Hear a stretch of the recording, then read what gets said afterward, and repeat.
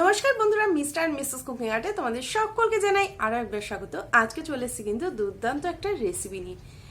আর এই রেসিপিটা কিন্তু খুবই ইউনিক আর একদম চটজলদি হয়ে যাবে এইরকম রেসিপি। বাঙালি কিন্তু মিষ্টি কিন্তু অবশ্যই পছন্দ করে, শেষ পাতে যদি হয় পায়েস। আজকের পায়েস কিন্তু একদম নতুন আর একদম ইউনিক নবরত্ন পায়েস। হ্যাঁ, নবরত্ন পায়েস কিন্তু তোমরা বাড়িতে অবশ্যই একবার ট্রাই করে দেখো। আশা করছি তোমাদের খুব ভালো লাগবে, আর ভালো লাগলে কিন্তু অবশ্যই কমেন্টের মাধ্যমে জানাতে একদম ভুলো না। আর যারা নতুন বন্ধু আছো এখনো পর্যন্ত আমাকে সাবস্ক্রাইব করনি, তাড়াতাড়ি করে সাবস্ক্রাইব করে নাও, একদম কিন্তু ফ্রি। চলো তোমরা দেখে নাও আজকের এই পায়েসের রেসিপি, নবরত্ন পায়েস।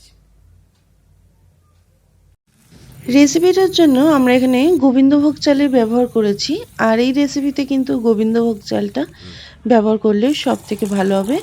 গোবিন্দভোগ চালটাকে দিয়ে আমি এটাকে ভালো করে জল দিয়ে একবার দুবার ধুয়ে নিচ্ছি। একটু ধুয়ে নেওয়ার পরে এটাকে আমরা কিছুক্ষণ ভিজিয়ে রেখে দেব। আর গোবিন্দভোগ চাল কিন্তু বেশিক্ষণ ধুতে লাগে না, তো আমরা এটাকে ভিজিয়ে রেখে দেওয়ার পরে এটাকে একটা সাইডে রেখে আমরা কিছু ফল এখানে রেডি করে নেব। নিয়েছি আমি এখানে আপেল, আর আপেলটাকে আমি এইভাবে কেটে নিচ্ছি। আর এইভাবে আপেলটার থেকে খোলাগুলো ছাড়িয়ে আমরা আপেলগুলোকে কিন্তু পুরোটাই খোলা ছাড়িয়ে নেব, এরপরে কেটে নেব। আপেলের সমস্ত খোলাগুলোকে ছাড়িয়ে নেওয়ার পরে আমরা ছোট ছোট করে আপেলগুলোকে কেটে নিচ্ছি। এই রেসিপিতে আপনারা আপেলের সাথে আঙুরও ব্যবহার করতে পারেন, তাতেও কিন্তু কোনো অসুবিধা নেই। আমি আপেলগুলোকে এখানে ছোট ছোট করে কেটে দিলাম। ছোট ছোট করে কেটে নেওয়ার পরে আপেলগুলো আমরা এখানে আর ব্যবহার করব খেজুর। এখানে আমি খেজুর ব্যবহার করেছি। খেজুরগুলোকে আমরা এরকম ছোট ছোট করেও কেটে নিচ্ছি। আপেল আর আঙুর কিন্তু এইভাবে ছোট করে সাইজের কেটে নিতে হবে। আর এরপরে চলুন, আমি এটাকে কেটে রেডি করে নিয়েছি। আর এরপরে একটা মিক্সার গ্রাইন্ডারের মধ্যে আমরা চালটাকে দিয়ে দিচ্ছি। আর চালটাকে দিয়ে দেওয়ার পরে চালটাকে কিন্তু একটু গুঁড়ো করে নেব। গুঁড়ো বলতে এখানে কিন্তু কোনো মিহি পেস্ট হবে না, একটু দানা দানা থাকবে। ঠিক একবার আমরা ঘুরিয়ে মিক্সার গ্রাইন্ডারটাকে বন্ধ করে দেবো। দেখতেই পাচ্ছেন ঠিক এই রকম দানা দানা হতে হবে।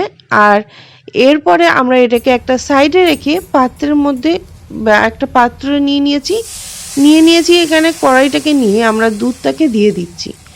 আর অবশ্যই এটা ফুল ফ্যাট মিল্ক দুধ হতে হবে, তাহলে এই রেসিপিতে যেহেতু পায়েস বানাচ্ছি, পায়েসের টেস্টটা অনেক ভালো আসবে। এইভাবে চালটাকে দেওয়ার পরে আমরা কিন্তু কন্টিনিউ নাড়তে থাকবো। আর যদি চালটাকে আমরা না নাড়ি তাহলে এটা কিন্তু একদম দলা দলা পাকিয়ে যাবে। তাই অতি অবশ্যই গ্যাসের আঁচটাকে মিডিয়ামে রেখে, লো টু মিডিয়ামে রেখে আমরা এইভাবে কিন্তু কন্টিনিউ নাড়তে থাকবো।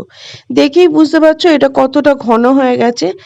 আর এইভাবে এটাকে কন্টিনিউ নাড়তে নাড়তে দেখবে আরও সুন্দর একটা মিহি হয়ে যাবে, স্মুথ একটা ব্যাটার তৈরি হয়ে যাবে।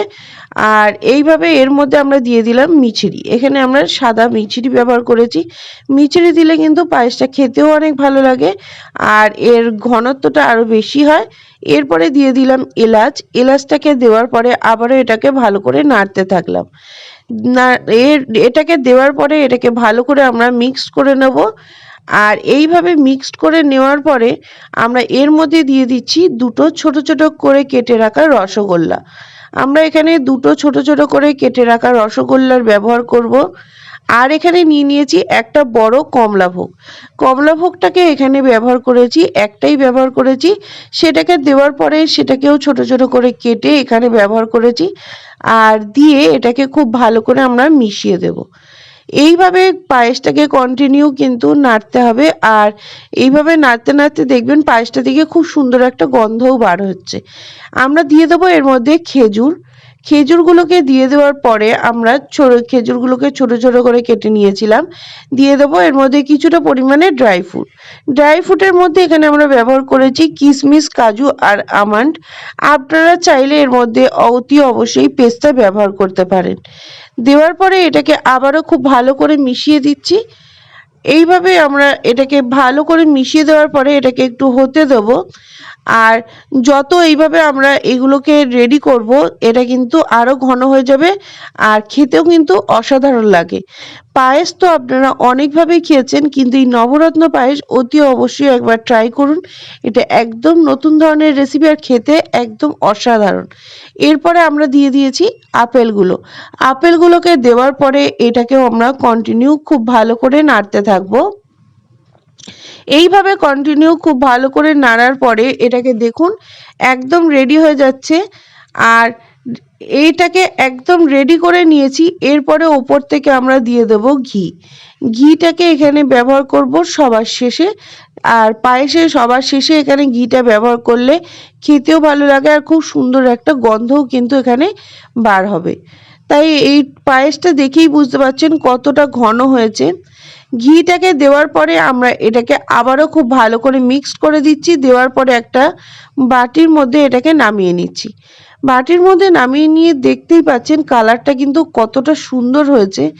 আর এইভাবে অবশ্যই নবরত্ন পায়েস বাড়িতে একবার ট্রাই করে দেখুন।